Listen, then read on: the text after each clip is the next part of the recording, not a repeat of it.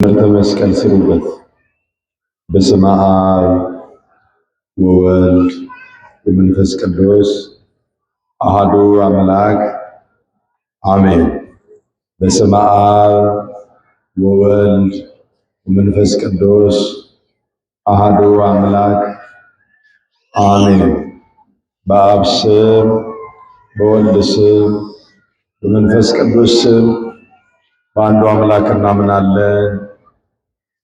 አሜን። ስብሐት ለእግዚአብሔር ያነ ዘፈጠረ ከመ ናምልኮ። እንድናመልከው የፈጠረን እንድናመሰግነው የሰበሰበን የምስጋና ባለቤት ቸሩ አምላካችን እግዚአብሔር ተነግሮ ስለማያልቀው በጎ ስጦታዎቹ ሁሉ ዘላለማዊ ስሙ ለዘላለም የተመሰገነ ይሁን። ክቡር ሊቀ ካህናት ቀሲስ ኢዮብ ወንድሙ የኢትዮ ሶማሌ ሀገረ ስብከት ዋና ስራ አስኪያጅ፣ ክቡራን የዚሁ ታላቅ ሀገረ ስብከት የስራ ክፍል ኃላፊዎች፣ ክቡር መላከመዊ ቀሲስ ዮሐንስ የዚሁ የታላቁ የጅጅጋ ደብረመዊ ቅዱስ ሚካኤል ቤተክርስቲያን አስተዳዳሪ፣ ክቡር መጋቤ ወንጌል ገዛኝ ሰሎሞን የደብሩ ስብከተ ወንጌል ኃላፊ፣ አዕይንተ እግዚአብሔር ሊቃውንተ ቤተክርስቲያን፣ አበው ካህናት፣ ወሃው ዲያቆናት፣ እግዚአብሔርን ለማምለክ በዚህ ማለዳ ውርጩንና ዝናቡን ተቋቁማችሁ በእግዚአብሔር ፊት ለምህረት ለይቅርታ የተሰየማችሁ ውድ ኦርቶዶክሳውያን፣ እግዚአብሔር የዕድሜን ካባ የሽበትንም ዘውድ የደረበላችሁ አረጋውያን፣ እናቶች፣ አባቶች፣ የቤተ ክርስቲያን የስስት ልጆች፣ ወጣት መንፈሳውያን፣ ሰንበት ተማሪዎች እንዲሁም በግራም በቀኝ ከፊትም ከኋላ ያላችሁ እግዚአብሔር ቤተሰቦች ክርስቲያኖች በእግዚአብሔር ፍጹም ሰላም እላችኋለሁ። እንደምን አላችሁ? እንደምን አደራችሁ? ማን ይመስገን? ማን ይመስገን? አስፈሪውን የጨለማ ክፍለ ጊዜ ለአይምሯችንም ለዓይናችንም የከበደውን ጨለማ በምህረቱ አሳልፎ ለዚህ ለምትደነቀው ዕለት ለተሰንበት ያደረሰን አምላካችን እግዚአብሔር ዘላለማዊ ስሙ ለዘላለም የተመሰገነ ይሁን። መኑ ገብረኄር ወምእመን ወይረክቦ እግዚኡ በምግባረ ሰናይ። መልካም ነገርን የሚሰራ በጎ ስራ የተገኘበት ቸር አገልጋይ ማን ነው? አምላኩ እግዚአብሔር በመልካም ስራ ሲያገኘው የራሱን ንብረትና ገንዘብ ላይ የሚሾመው በጎ ቸር ታማኝ አገልጋይ ማን ነው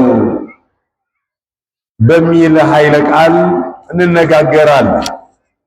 በርዕስነት ያነሳነውን ኃይለ ቃል የቅድስት ቤተ ክርስቲያናችን ሊቅ የሆነ ታላቁ አባት ኢትዮጵያዊው ሊቅ ቅዱስ ያሬድ ድጓ በተባለው መጽሐፉ ላይ መኑ ገብረኄር ብሏል። መልካም አገልጋይ፣ ቸር አገልጋይ፣ ታማኝ አገልጋይ ማን ነው?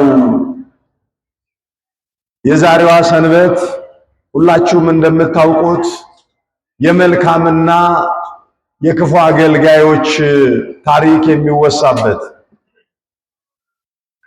ገብረኄርና ገብረ አካይ ተብሎ ለሁለት ተከፍሎ የሚታይበት ነው። ምናልባት አገልጋይ ብለን ስናነሳ የመጀመሪያ እግዚአብሔርን የሚያምን ማለት ነው። ማንን የሚያምን ነው?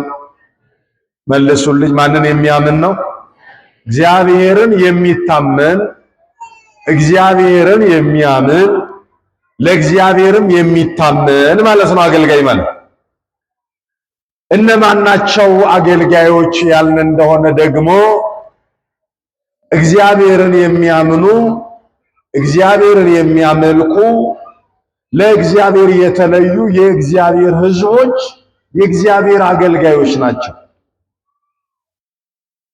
አዎ አንዳንዶቻችን ምናልባት አገልጋይ ተብሎ የተሰየመው ብለን የምናስበው በክህነት አገልግሎት በመቅደሱ የተሰየሙ አገልጋዮች ብቻ ሊመስለን ይችላል።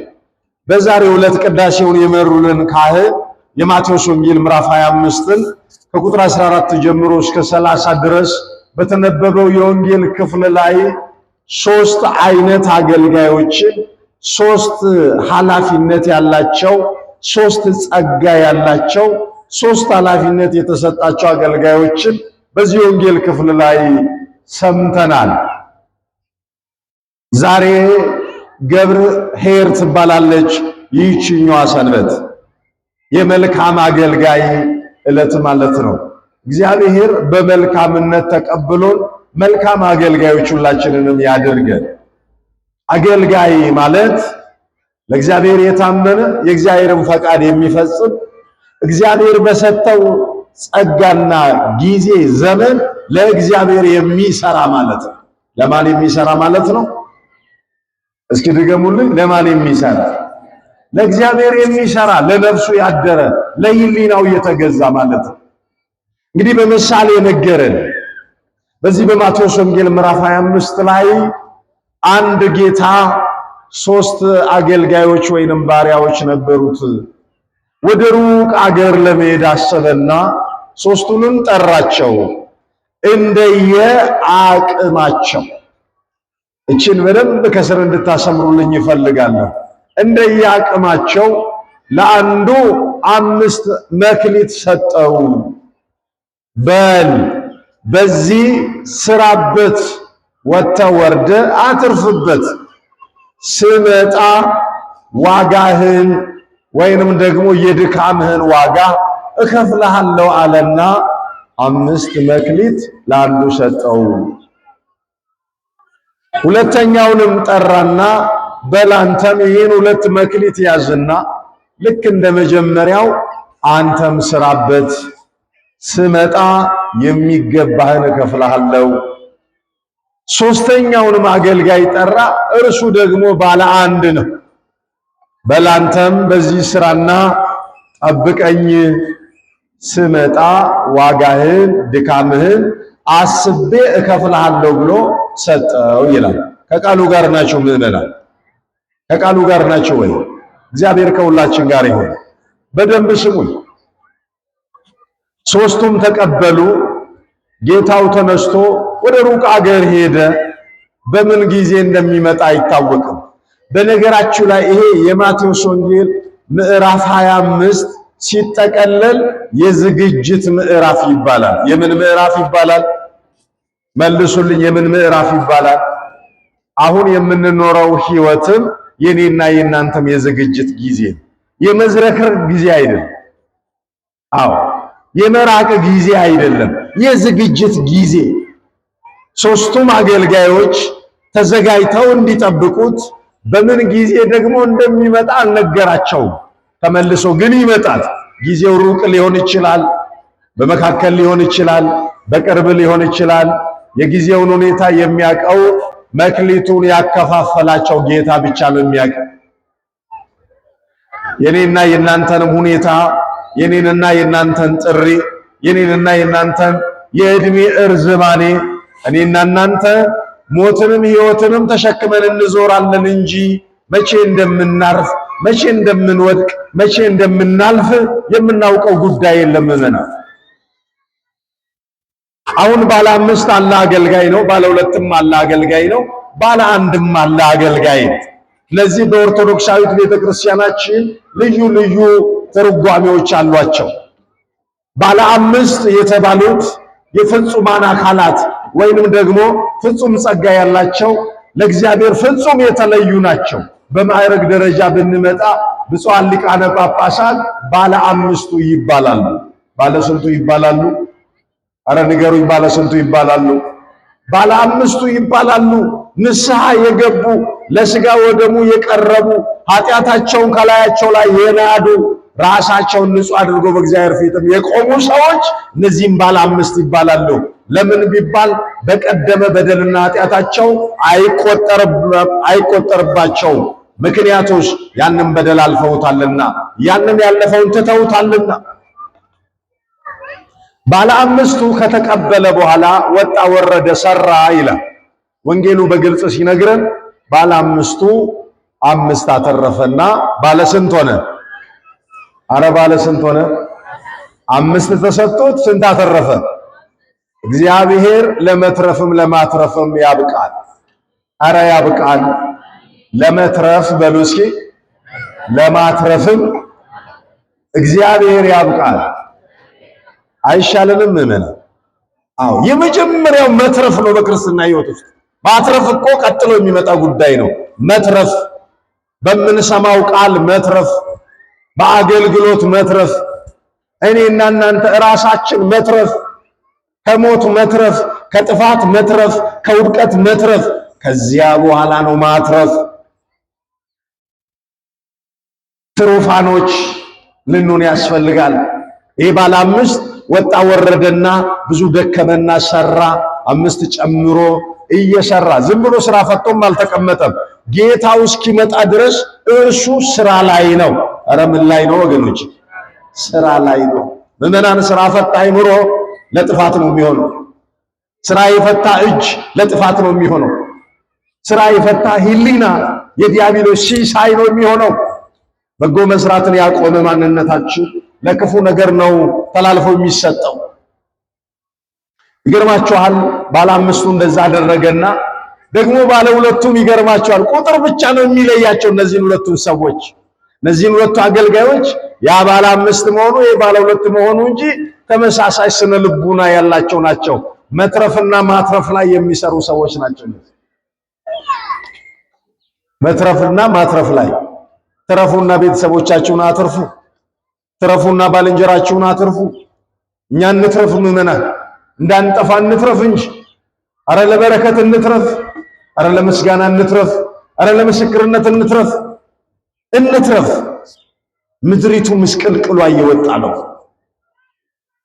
ጌታችን ይመጣል። እስኪ ጌታ ይመጣል በሉ ባካችሁ። ሲመጣ እንደ ትናንትና ሊቆስልልን አይመጣም፣ ሊሞትልን አይመጣም። እንደ ትናንትና እርጥብ መስቀል ሊሸከም አይመጣም፣ ሊቸነከር አይመጣም።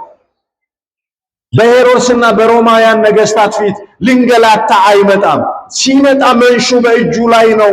ስንዴውንና እንክርዳዱን ሊለይ ይመጣል። አውድማው በእጁ ስለሆነ፣ አዎ ፈራጁ ይመጣል። ቅዱስ ጳውሎስ የፍጥረት ናፍቆት ይለዋል። ባለ ሁለቱም የያዘውን ይዞ በዚያው ሰራ፣ አልሰነፈም። ለዚያኛው አምስት ሰጥቶ ለኔ ሁለት ሰጠ እንዴ? እኔና እናንተን ቢያደርገን እንደዛ አይደል እንዴ? ማጉረምረማችን እንዲህ እኮ ነው የምንሆነው እንጂ ምን ነው እሷ ይሄን ያህል አግኝታ ለሷ ሱቅ ተሰጥቷት፣ መኪና ተሰጥቷት፣ ቤት ተሰጥቷት፣ እኔ አንድ እንጀራ ጠሮብኝ የምንል ምስኪኖች እኮ ነን። ያለመደብንን ህይወት እየተለማመድን ነው ኢትዮጵያውያን። እግዚአብሔር ይታረቀን። አሜን በሉ። እፍኝ ቆሏችንን ይባርክልን እንጂ የሰው ለምለም እንጀራ ምን ያስጎመጅልናል? ደሳሳ ጎጆአችንን ይቀድስልን እንጂ የተቆለለው የሌላ ህንፃ ለኛ ምናችን ነው? እግዚአብሔር ለአንዱ ያደረገውን እግዚአብሔር ወይ እጀ ሰፊ ነህ ለእከሌ እንዳደረክ ለኔም አድርግልኝ ማለት ያስፈልጋል እንጂ ምቀኝነቱ ለምንድን ነው? ባለ አምስቱ ላይ አልተመቀኘም። ባለ ሁለቱ ይገርማችኋል። የተሰጠውን አክብሮ አመስግኖ ተቀበለ። ወጣ ወረደ። ሁለቱ ላይ ሁለት ጨመረ። ስንት አደረገ? አራት። ባለ አንዱ ግን አንድ ተቀበለ። በአንዱ መስራት ይቻላል አይቻልም? በማርያም ይቻላል አይቻልም? ይቻላል። ይቻላል። በአንድ ነገር አንዱን ተቀበለና ሄደና ጉድጓድ ቆፈረ ይላል።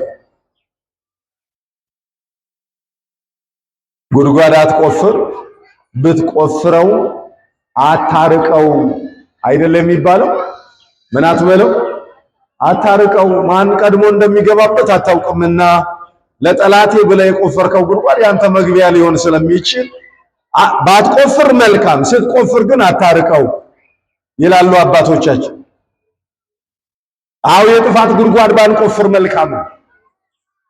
ይሄ ለልማት ያልሆነ ጉልበቱ ሰውየው ጉድጓድ ለመቆፈር አቅም አገኘ። ይገርማቸዋል። ሰርቶ ሊያተርፍበት ያልቻለ ሰው ነገር ግን ጉድጓዱን ቆፈረ ይላል መጽሐፍ። ከዚያስ ያንን እንቁ ያ መልካም ጌታ የሰጠውን ያንን ንዋይ ያንን መክሊት ቀበረ። እግዚኦ በዘራቸው አይድረስ አሜን በሉ። የተሰጣችሁን ጸጋ ከመቅበር እግዚአብሔር ነፃ ያውጣችሁ። ስሩበት፣ አትርፉበት እግዚአብሔር ብሎ ሰጧችሁ። ሽማግሌዎች የተሰጣችሁን ሽበት ለማጣለል ሳይሆን ለማስታረቅ እንድትጠቀሙበት፣ እናቶች እናትነታቸውን ለወለዳቸው ብቻም ሳይሆን እንደናንተ እናት ሆነው ልጆቻቸውን ማሳደግ ላቃታቸው በሞትና በደዌ ተይዘው ከልጆቻቸው ፍግም ብሎ ለቀሩት እናቶችም ተክታችሁ ወላጅ አልባ ለሆኑትም ልጆች ለእነርሱም እናት እንድትሆኑ እግዚአብሔር ያበርታችሁ። ወገኖቼ በጣም የሚገርም ነው። ይሄ የወንጌል ክፍል በጣም ራሳችንን እንደ መስታወት የምናይበት ማንነት ነው። የቱ ጋር እንዳለንም ራሳችንን ዳሰን መዘን የምናገኝበት ነው። አንተ እዚህ ጋር ነህ፣ ህሊናችን ይለናል። አሁን እየነገርኳችሁ ባለ አንዱ ቀበረ፣ እጁን አጣጥፎ ቁጭ አለ ነው የምላችሁ። ለዚያውም እያጉረመረመ የማጉረምረም ዘመናችንን እግዚአብሔር ጠቅልሎ ያሳልፈልን። ብዙዎች ያጉረመርማሉ ዛሬ። መቼ ነው የምናመሰግነው ነው? ኧረ ግድ የላችሁ፣ መቼ ነው የምናመሰግነው? ጫማ አጣው ብለን ስናጉረመርም እኮ እግር ያጣው እኮ እግዚአብሔርን እያመሰገነ ነው። በእጅ ላይ ሰዓት የለም ብለን እንኳ በናጉረመርም እኮ እጅ የሌለው እኮ እግዚአብሔርን እያመሰገነ ነው። እጅና እግር ያላቸው እጃቸውን አጣጥፈው ተቀምጠው አካላቸው ጎሎባቸው ግን በጎደለው አካላቸው እጅ እግርን እግር የእጅን ስራ ተክቶ እየሰሩበት እግዚአብሔርን የሚያስመሰግኑ ኢትዮጵያ በቀለቻቸው አካላቸው ቢጎድል አይምሯቸው ሙሉ የሆነላቸው ብዙዎች አሉ። ከቃሉ ጋር ናቸው ወገኖች። እግዚአብሔር ከሁላችን ጋር ይሁን። እስኪ በሉ መልካም አገልጋይ በሉ ማን ነው? እግዚአብሔር በሉ መልካም ስራ አግኝቶበት በብዙ ነገር ላይ የሚሾም ማን ነው? አሁን ለዚህ ጥያቄ መልሱ በእያንዳንዳችን አይምሮ ላይ ነው። የሚገርማችሁ ከጊዜ ብዛት የተነሳ ከብዙ ጊዜ በኋላ ያ መክሊት ያከፋፈላቸው ጌታ ተመልሶ መጣና ተቆጣጠራቸው ይላል። ምን አደረጋቸው? ተቆጣጠራቸው። ይገርማችኋል። መቆጣጠር ማለት እየጠራ ጠየቃቸው። እስኪ ባለ አምስቱን አለው። ባለ አምስቱን መጣና ጌታ ሆይ 5 ሰጥተኸኝ ነበር፣ 5ቱን ጨመርኩበትና ጠበቅኩህ፣ 10 አድርጌያለሁ አለ። በብሩ ገጽ ነው የተቀበለው የእሱ ጌታ። በብሩ ገጽ ምን አለው መሰላችሁ? አንተ ቸር ታማኝ መልካም አገልጋይ ነው። ስንት ነገር ነገር ቸር በሉ እስኪ፣ ታማኝ መልካም። ለአንድ አገልጋይ ሁሉ ጸጋ አጎናጸፈው። ቸርነ በቸርነት ሰርተሃል፣ መልካምነ ልብ በቅንነት ተገኝቶብሃል፣ ታማኝነ በታመንክበት ተገኝተሃል። ስለዚህ አለ በጥቂቱ ታምነሃል። በምኑ ታምነሃል? ምዕመናን ይህቺ ዘመናችን ጥቂት እኮ ናት። ቅዱስ ዳዊት ሲነግረን የሰው ዕድሜ 70 ነው አለ፣ ቢበዛ 80 ነው። ከዚያ በኋላ ምንድን ነው አለ? ድካም ነው። አየህ፣ ድካም ነው፣ ከአይምሮ ውጭ የምትሆንበት ነው።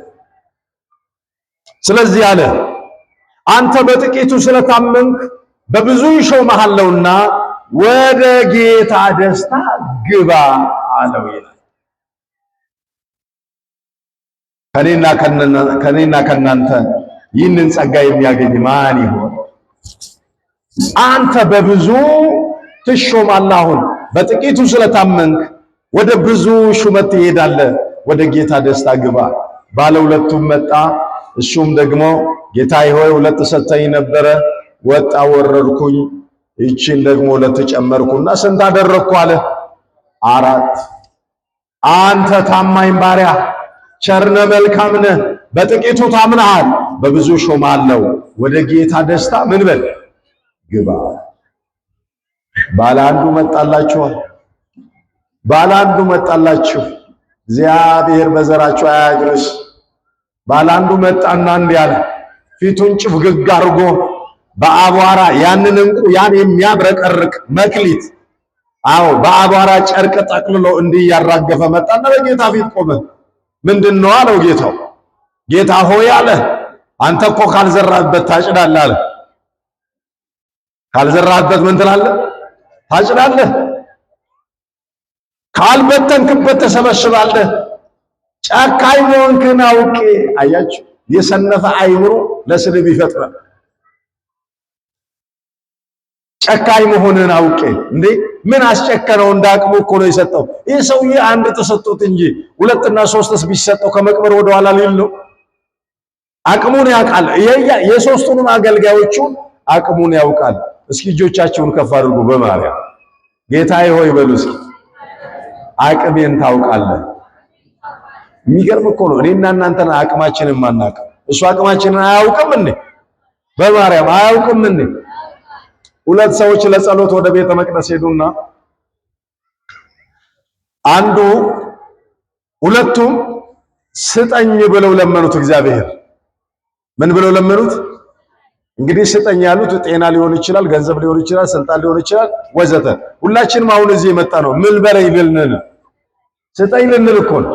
ጤና ያጣን ጤና እንዲሰጠን፣ ሰላም ያጣን ሰላም እንዲሰጠን፣ ልጅ ያጣን ልጅ እንዲሰጠን፣ ገንዘብ ያጣን ገንዘብ እንዲሰጠን፣ ብቻ እንዲሰጠን ነው የመጣን። ሁለቱም ጸለዩና አንዱ አግኝቶ አንዱ አጣ። አንዱ አግኝቶ አንዱ አጣ። አለ ያጣው። ምን ነው እኔስ ምን ብበድልህ ነው ለእከሌ ሰጥተህ ለኔ የነሳኸኝ ብሎ እግዚአብሔር ላይ ተቆጣ። እግዚአብሔር ጠራውና ና ልጄ ያልገባህ ነገር አለ። ለሱ የሰጠሁት ባልሰጠው ኖሮ ይጠፋብኛል፣ ለአንተ ያልሰጠው ደግሞ ቢሰጥ ኖሮ ትጠፋብኛለህ። ስለዚህ ማን ያውቅልናል?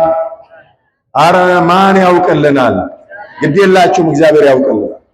እግዚአብሔር ስለሚያውቅልን ነው እንዲህ ባለው ሁኔታም የተገኘን። አሁን ገንዘብ ቢሰጠን ገንዘብ ያጣን ሰዎች በጣም እንደው እኮ እንፈልጋለን። እንደው ጥሩ ነገር ቢኖረን ጥሩ ቪላ ቢኖር ጥሩ ብዙ ነገር ቢኖረን ደስታውን አንችለውም። ቢሰጠን ግን መጥፊያችን ሊሆን ይችላል። መኪና ቢሰጠን አንዳንዶቻችን ይዘን ገደል ልንገባ እንችላለን። ስለዚህ እግዚአብሔር እግረኛ ያደርጋል። ባለ መኪናውን ደግሞ የሰጠው ምናልባት እግረኛውን ሁሌ ሲመላለስ የመኪና ራትም እሱም ሊሆን ይችላል። ስለዚህ እግዚአብሔር እሱን ደግሞ ባለዚህ ያደረገው። ብቻ እግዚአብሔር ትክክል ነው በሉ እስኪ ሁላችሁ። በነገር ሁሉ ማን ትክክል ነው? እግዚአብሔር ትክክል ነው። ለእናንተ የማስባትን ሐሳብ እኔ ያውቃለሁ የሚል ጌታ ያ ጌታ ቸሩ መድኃኔ ዓለም ነው። መክሊት የተባለው ለእያንዳንዳችን የተሰጠ ጸጋ ነው። የጸጋ ባይተዋር የለም። አንዱ 5 አለው፣ አንዱ 2 አለው፣ አንዱ ደግሞ ቢያንስ 1 አለው። የተሰጠንን ጸጋ በጣም እንጠቀምበት ያስፈልጋል። ወደ ካህናቱ አገልግሎት ስናመጣ ባለ 5ቱ ሊቀ ጳጳሱ ነው። ባለ 2ቱ መናንያን መነኮሳት ባለ ትዳር ካህናትም ናቸው፣ ታማኝ ዲያቆናትም ናቸው። ባለ አንዱ ደግሞ ለክህነት አገልግሎት ተሹመው ለወንጌል አገልግሎት ተሰይመው ይህንን ቀብረው ወደ ምናምንቴ ጉዳይ ዞር ያሉ ናቸው። ወደ ምዕመናንም ስናመጣው ባለ 5 የተባሉት ፍጹማን ናቸው። እነሱ የታረዙትን ያለበሱ፣ የተራቡትን የመገቡ፣ የታሰሩትን ያስፈቱ፣ የተጣሉትን ያስታረቁ፣ እንግዳ ሆነው ሰው ከቤታቸው ቢደርስ በደጃቸው የኔ ቢጤ ቢወድቅ የተቀበሉ እነዚህ ባለ 5ቶች ናቸው። ባለ 2 የተባሉትም እነዚህ ደግሞ ባለ 30ዎች ናቸው። ባለ 100ዎቹ አሉ፣ ባለ 60ዎቹ አሉ፣ ባለ 30ዎቹ አሉ። እነዚህ አትርፈዋልም ተርፈዋልም። ከዚያ በታች ከመሆን እግዚአብሔር ሁላችንን ይሰውራል። ከቃሉ ጋር ናችሁ። የሚገርም ነው። ጌታ ባለ አንዱ ላይ በጣም ትኩረት ሰጥቶ ተገርሞ አየው። ምን አረኩ? ኧረ እንደው ምን በደልኩ? ያኔ ስሰጥ እኮ በደስታ ነው የተቀበልከኝ። ላንተ የሰጠሁትን ለባለ 10 ሰጥቼ ቢሆን ኖሮ ለባለ 2 ሰጥቼ ቢሆን ኖሮ እነሱ ያተርፉበት ነበረ። እንግዲያውስ ይህንን ሐኬተኛ ባሪያ ያዙልኝ፣ ወደ ጨለማው ወደ ተንቀለቀለው እሳት እጅና እግሩን አስራችሁ ወደዚያ ወርውሩት። አንዱንም ተቀበሉና ለባለ 10 ስጡ፣ ላለው ምን ይባልለታል? አቤት እኔና እናንተ ላለው ይጨመርለታል ብለን የምንለው እኛ አንድ እንጀራ ስናጣ ሌሎቹ ደግሞ ተደራራቢ እንጀራ ተሰጣቸው በሚል ነው የምንተረጉመው። አይደለም። ላለው ይሰጠዋል ማለት ለልባም ሰው ማስተዋል ይጨመርለታል። ላለው ይሰጠዋል ማለት ለሚያገለግል የአገልግሎት ጸጋ ይጨመርለታል ማለት ነው። ላለው ይሰጠዋል ማለት አስራት በኩራቱን ለሚሰጥ ጠዋት ማታ ወደ ቤተ ክርስቲያን ለሚተጋ ለሱ ይጨመርለታል። ወገኖቼ በእነዚህ 3 አገልጋዮች ውስጥ ራሳችንን እናያለን። በኦሪት ዘጸአት ምዕራፍ 8 ቁጥር 1 ላይ አባታችን ሙሴን እግዚአብሔር ወደ ፈርዖን በላቀው ጊዜ እንዲህ አለ። እስኪ ሁላችሁም ይህንን ቃል ከኔ ጋር በሉ። እንዲያገለግለኝ በሉ እስኪ ከፍ አድርጉልኝ። እንዲያገለግለኝ ሕዝቤን ልቀቅልኝ። ሕዝቤን ምን አርግልኝ? ልቀቅልኝ። ሕዝቡ እንዲያገለግለው የምናገለግለው በ3 መንገድ ነው። የምናገለግለው በ3 መንገድ ነው። በክህነት አገልግሎት የምናገለግላለን፣ በጉልበት የምናገለግላለን፣ በእውቀት የምናገለግላለን፣ በገንዘብ የምናገለግላለን። ገንዘባችን ለወንጌል ነው እንጂ ለወንጀል መሆን የለበትም። ወንጌል ደግሞ ሲባል ጉባኤ መዘርጋት ብቻ አይደለም። የኔ ቢጤን ማብላት፣ ድሃውን ማልበስ፣ ማጉረስ፣ የተገፉት ጋር መቆም። አዎ ገንዘባችን ለበጎ ነገር ማዋልን የመሰለ አገልግሎት የለም። ማን ነው ዛሬ ታማኝ አገልጋይ የሆነው ለእግዚአብሔር? ካህናት ባላደራዎች ናቸው። ባላደራ የሆኑት ወንጌል እንዲያገለግሉና ወንጌል እንዲያስገለግሉ ነው። የጸጋ ስጦታ ልዩ ልዩ ነው። ባለ 2ቱ ባለ 5ቱ ላይ ሊመቀኝ አይገባም። ባለ 1ዱ ባለ 2ቱ ላይ ሊመቀኝ አይገባም። ባለ 5ቱንም ባለ 2ቱንም ብትመለከቱ ጸጋ ነው የተቀበሉት። መክሊት የተባለው ጸጋ ነው። ለአንድ ሰው 5 አይነት ጸጋ ተሰጥቶት ሊሆን ይችላል። ሰጪው ማን ነው? አረ ንገሩኝ፣ ሰጪው ማን ነው? አትራፊ መሆናችሁ ሲገባው እግዚአብሔር ባለ 5 ያደርጋቸዋል። ባለ 5 ሆነን ካልሰራንበት ከባለ 1ዱ ምን ይለየናል? ባለ 2 ሆነን ካልሰራንበት ከባለ 1ዱ ምን ይለየናል? ስለዚህ ባለ 2ቱ ሰርቶ አተረፈ። ወገኖቼ እኔና እናንተስ እያተረፍን ነው ወይስ እየከሰርን ነው? ክርስትና እኮ መትረፍም ነው ማትረፍም ነው። ኪሳራ ውስጥ ልንገባ አያስፈልግም። እንደም በእውነቱ ቁጭ ብዬ እየገረመኝ ነበር። ሰው እንደ ጎርፍ ነው ፈሶ ሲወጣ የነበረው። የት ነው የሚሄደው? ያ ሰው ያ ህዝብ ወዴት ነው የሚሄደው? ምንድነው የቀረን እዚያ? ወገኖቼ ወዴት ነው የምንፈጥነው? ወዴት ነው የምንቸኩለው? ግቡ የተባልነው እኮ ወደ መቅደሱ ነው። ግቡ የተባልነው እኮ ወደ መንግስቱ ነው። ወዴት ነው የምንሄደው? አድራሹም መላሹም እኮ እግዚአብሔር ነው። ወደ ቤት መግባት የሚቻለው ማን ሲያስገባን ነው? ግዴላችሁ ማን ሲያስገባን ነው? እግዚአብሔር ካላስገባን እኮ እያየን እናልፈዋለን ጎጆችን። ምን ነው አይምሯቸውን ያጡ ሰዎችን አታዩአቸውም እንዴ? እንኳን ወደ ቤታቸው ሊገቡ ከልብሳቸው ተራቁተዋል። ዘመድና ወዳጅና ጠላትን አይለዩ፣ መኪናና ሰውን አይለዩ። አይምሯቸው ተወስዶባቸው እንደኔና እንደናንተ ሙሉ አካል ይዘው እርቃናቸውን የቀሩ እኮ ብዙዎች አሉ። ምንም እንኳን አንዳንዶቻችን ልብስ ውስጥ ያበድን ብንሆን። ስለዚህ ወገኖቼ ዛሬ የመልካምና የሐኬተኛ ባሪያ የምቀኛው ባሪያ አያችሁ፣ አንተ ካልዘራህበት የምታጭድነ ካልበተንክበት የምትሰበስብነ ጨካኝ መሆንክን አውቄ አለ። አማርኛው ራሱ የተጋጨበት ይመስለኛልን? ሳይዘራ ካጨደ፣ ሳይበትን ከሰበሰበ እሱ እኮ ቸር ነው፣ እሱ እኮ መልካም ነው። ስለዚህ ጨካኝ መሆንን አውቄ አለ። አንዳንድ ሰው ዝም ብሎ ነው ከመሬት ተነስቶ ጥላሸት የሚቀባችሁ ምዕመናን። አይምሯችሁን ክፉ ከማሰብ ከግራ ወደ ቀኝ መድኃኔዓለም ይመልስላችሁ። አሜን በሉ። ከግራ ወደ ቀኝ ይመልሰን። እንደው ኔጌቲቭን ብቻ ማሰብ እንደው ሁሌ በግራ የሚነሳ ሰው አለ። አረ መድኃኔዓለም ወደ ቀኝ ያዛውረን። ቀኝ የማይሆንልን አለን። እንደው በቃ አይ እንዲህ ሊሆን ነው እኮ ሊጠፋ ነው፣ ሊጎድል ነው፣ ሊነቀል ነው፣ ሊሰበር ነው። እንዴ እንዲህ ብቻ የሚያስቡ ሰዎች አሉ። ምናችንን ነው የሚያምን? እግዚአብሔር ይታረቀን። ክፉን ወደ በጎ ቀይረን እንድናይ እግዚአብሔር ይርዳል። ምእመናን ባለ ሁለቱና ባለ አምስቱ በሐሳብ አንድ ሆኑ፣ በዓላማ አንድ ሆኑ። ምእመናን በቤተ ክርስቲያን ውስጥ አንድ ዓላማ ይኑረን፣ አንድ ሐሳብ ይኑረን። ሰርተን ለማትረፍ እንጂ ሰርተን ለማጥፋት አንምጣ። ተናግረን ለማትረፍ እንጂ ተናግረን ለመለያየት አንምጣ። ባንመጣ ይሻላል። የመልካም አገልጋዮች ስራቸው በዓላማ አንድ መሆን፣ በሐሳብ አንድ መሆን ነው። ባለ አምስቱ አምስቱን ይዞ ይሰራል፣ ባለ ሁለቱ ሁለቱን ይዞ ይሰራል። እንግዲህ እድለቢሱ ባለ አንዱ ደግሞ የሚሆነውን እዩ። አንድ ስለተቀበለ አይደለም የጠፋው፣ አንዱን ስለቀበረ እንጂ። ጸጋችንን የቀበርን ከካህናት ወገንም አለን። ወንጌል ማገልገል ያልሆነልን፣ ወንጌል ማስገልገል ያልሆነልን፣ ለወንጌል እንቅፋት የምንሆን አንጠፋም ከኛም። ወንጌል ሲገለገልም የሚደብረን የሚያመን ሰዎችም ልንኖር እንችላለን። ወንጌል ግን በቤታችን አለች። ወንጌል ግን በሕይወታችን አለች። ወንጌል የክርስቶስ ጸጋ ናት። ወንጌል የምስራች ናት። እሷ ላይ እንድንሰራ አምላካችን እግዚአብሔር ይርዳል። መኑ ገብረኄር መልካም አገልጋይ ቸር አገልጋይ ማን ነው? እግዚአብሔር በልቡ ላይ የነገሰበት በጥቂቱ የሚታመን በብዙ የሚሾም ማን ነው? አሁን ቅድም የሰበካ ጉባኤ ምርጫ እየተደረገ ነው እየተባለ ነው። ቀድሞ የሰሩ የሰበካ ጉባኤ አባላት ዋጋ ከፍለዋል፣ ደክመዋል፣ አንድ አሻራ አስቀምጠዋል።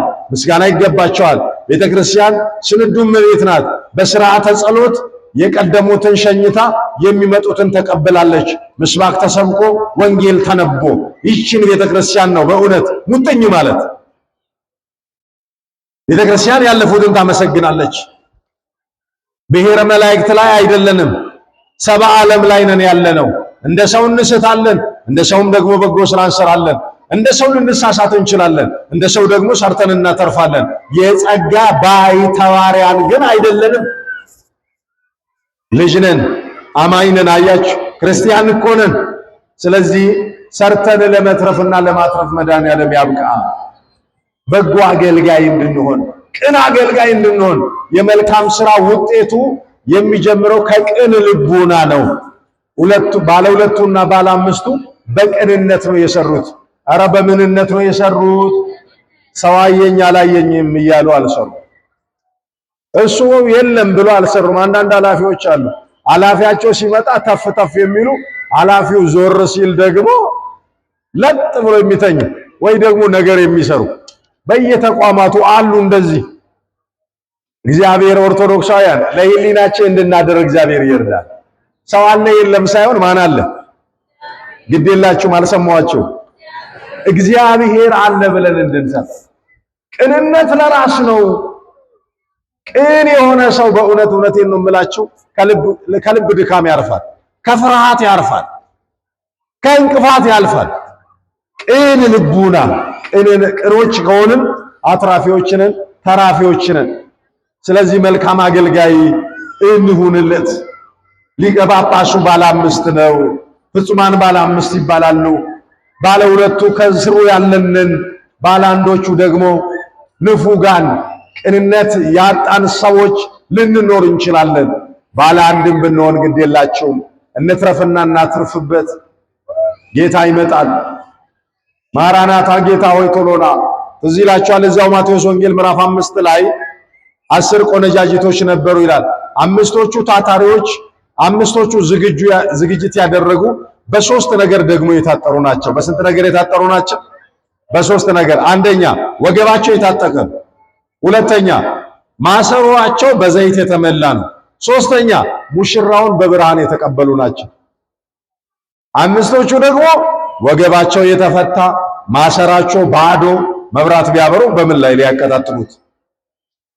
ወገብ መታጠቅ ማለት በእምነት መቆም ማለት ነው። ዘይት መሙላት ማለት በጽድቅ መሙላት ማለት ነው። በብርሃን መሙላት ማለት ደግሞ በብርሃናዊ ሕይወት በክርስትና በመንፈሳዊ ፍሬ መሞላት ማለት ነው። በዚህ ተመልተን እንድንገኝ አምላካችን እግዚአብሔር ይርዳል። ገብረ ኄሮች እንድንሆን እግዚአብሔር ይርዳል። ገብረ ኄር ገብርኄር የተባለው ቸር አገልጋይ ቸርነት ከአይምሯችን እንዳይጠፋ ከመንፈሳዊ ጸጋዎች አንዱ ቸርነትን ማድረግ ነው። ቸሮች ነን እርስ በርሳችን። ቸሩ መድኃኔዓለም እንላለን። ቸር ሰው አዎ ቸር ሰው የለም ባክህን ጠብቀኝ ቸር ሰው ከምድር አልቋልና ለዳዊት። ቸርነት እንዳያልቅብን ቅንነት እንዳይጠፋብን አምላካችን እግዚአብሔር ይርዳል። መልካም አገልጋይ ማን ነው በሉስ? በጥቂቱ ታምኖ በብዙ የሚሾም። የሰበካ ጉባኤ አገልግሎት ጥቂት ዘመን ናት። ይህችን ጥቂት 3ቷን ዓመት በታማኝነት በታታሪነት በቸርነት እንስራ። እግዚአብሔር ለመንግስቱ ነው የሚሾመው።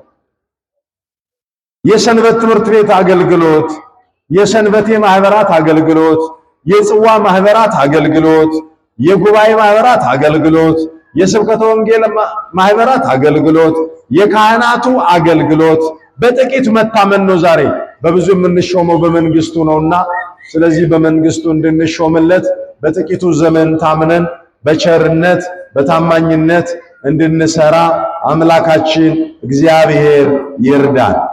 ባለ 2ቱና ባለ 5ቱ አንድ ሆነው እንደሰሩ እኔና እናንተም ካህናቱ፣ ሰበካ ጉባኤው፣ ወጣት መንፈሳውያን ሰንበት ተማሪዎች፣ ህዝበ ክርስቲያን ለአንድ ዓላማ በአንድ ሐሳብ ሆነን በትጋት በመቅደስ ውስጥ እንድንቆም አምላካችን እግዚአብሔር ይርዳን።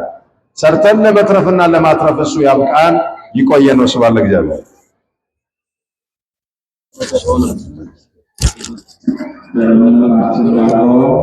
ያስተማረን የመከረን አምላካችን እግዚአብሔር ስሙ ለዘላለም የተመሰገነ ይሁን። አለወልን አስተማሪልን አስተማረው ለመምህራችን ለመጋቢ